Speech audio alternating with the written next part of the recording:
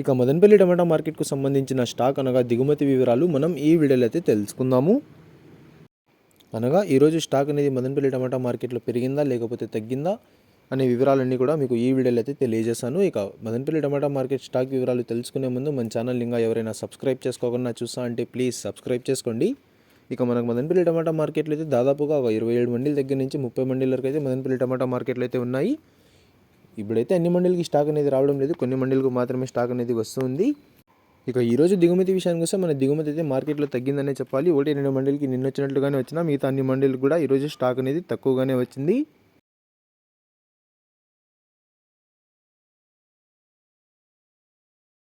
మరి చూడాలి ఈరోజు ధరలు అనేవి ఏ విధంగా వెళ్తాయో. ఇక ఇవ్వండి ఇవాళ మదనపల్లి టమాటా మార్కెట్కు సంబంధించిన దిగుమతి యొక్క వివరాలు.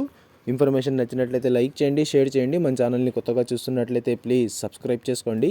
Thanks for watching this video.